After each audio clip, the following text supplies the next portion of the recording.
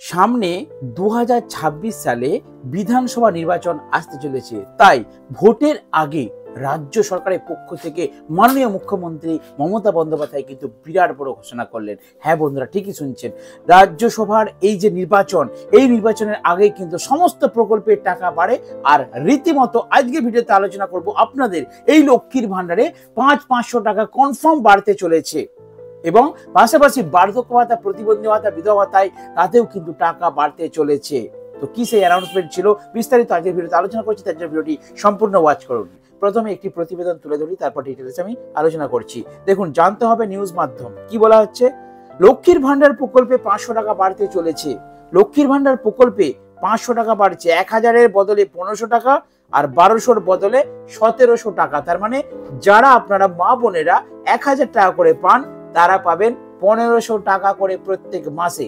আর যে সমস্ত SC ST ক্যাটাগরির মহিলারা 1200 টাকা করে পান, তারা পাবেন প্রতি মাসে 1700 টাকা করে। হ্যাঁ বন্ধুরা, ফাইনালি তাহলে দেখা যাচ্ছে যে 500 টাকা বাড়ার একটা কিন্তু প্রবল সম্ভাবনা আছে।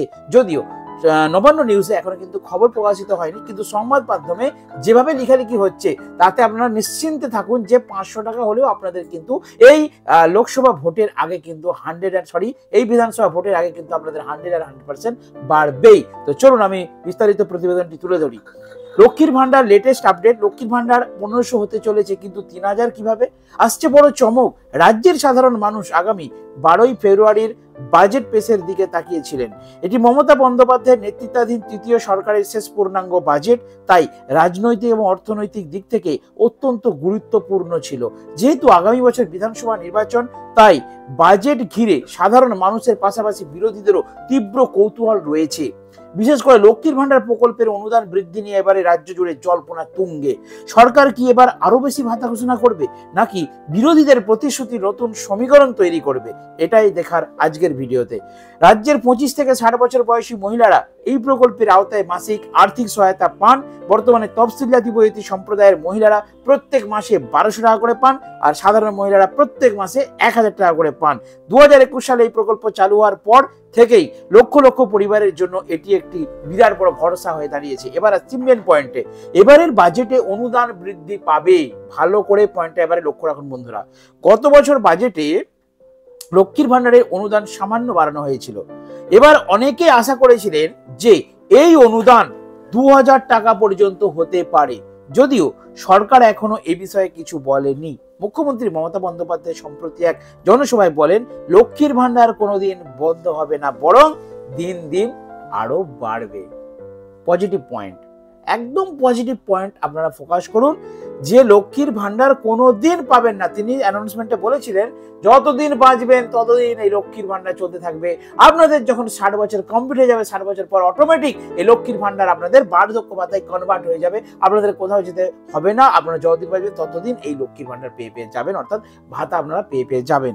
এই বক্তব্যের পরে রাজনৈতিক মহলে গুঞ্জন শুরু হয়েছে যে এবারে বাজেটে তাহলে অনুদান বৃদ্ধির প্রবল সম্ভাবনা। বিজেপি রাজ্যে ক্ষমতায় এলে মাসে 3000 টাকা দেওয়া হবে। এই প্রসঙ্গে বিরোধী দলনেতা শুভেন্দু অধিকারী নতুন বিতর্ক উস্কে দিয়েছিলেন। মনে আছে আপনাদের? শুভেন্দু অধিকারী জনসভা থেকে বলেছিলেন যে যদি বিজেপি এই পশ্চিমবঙ্গে ক্ষমতায় আসে তাহলে লক্ষ্মীর ভান্ডার 3000 টাকা করে দেওয়া হবে, বলেছিলেন তো। তো এখন বর্তমানে লক্ষ্মী ভান্ডারের অ্যামাউন্ট কত, ভাতার পরিমাণ কত? 1000 টাকা। সামনে রয়েছে বিধানসভা নির্বাচন।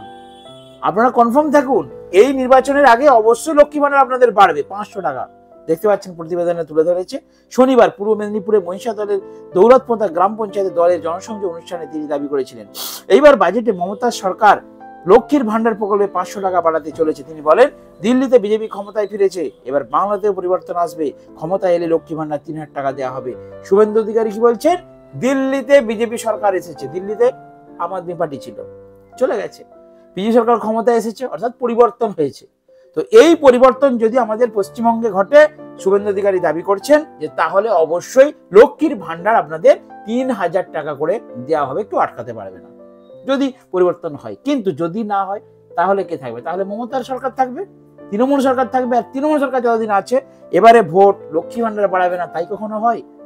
যেখানে বিরোধীরা বলছে 3000 টাকা করে দেবে, সেখানে নিশ্চয়ই 1000 টাকা আপনাদের লক্ষ্মী ভান্ডার আটকে থাকবে না। আপনারা নিশ্চিন্তে থাকুন, ভোটের আগে ঠিক 1 থেকে 2 মাস আগে দেখবেন আপনাদের অ্যাকাউন্টে কড়কড়ে 1500 টাকা করে ঢুকে গেছে। একদম শিওর। দেখুন একটা কথা বলি আপনাদেরকে বন্ধুরা, যখনই দেখবেন ভোট পড়ে তখনই দেখবেন যত প্রকল্প সরকারি, আমি অন্য দপ্তরে যাচ্ছি না, আমি তো সরকারি প্রকল্প নিয়ে আলোচনা করি, আমি সেই বিষয়ে আপনাদেরকে ইনফরমেশন দিই। যখনই দেখবেন ভোট পড়ে সারা বছর পাত্তা নেই, সারা বছর এইসব প্রকল্পের খোঁজ খবর নেই, কে পেলো কে পেলো নি, কার আটকে গেল, কোনো দেখা দেখি সিন নেই। যেই 2026 ইলেকশন আসছে, মানে যেই ভোট পড়ছে, সঙ্গে সঙ্গে দেখবেন প্রকল্পগুলো নাড়াচাড়া করে উঠবে। ঠিক কথা মতো দেখেছেন আপনারা 2024 সালের ডিসেম্বর মাসে প্রায় 1.5 লক্ষ নতুন লক্ষ্মীর ভান্ডার অ্যাপ্রুভ হয়ে গেল। 25+ বয়স হয়েছে আমাদের পশ্চিমবাংলায় কোনো মহিলা আশা করি লক্ষ্মী ভান্ডার পাচ্ছেন না এরকম নেই, সকলেই পাচ্ছেন। তো এই ভোট আসছে 2026-এ, অতএব আপনাদের এই প্রকল্পগুলো কিন্তু ব্যাপকভাবে নাড়াচাড়া করা হবে।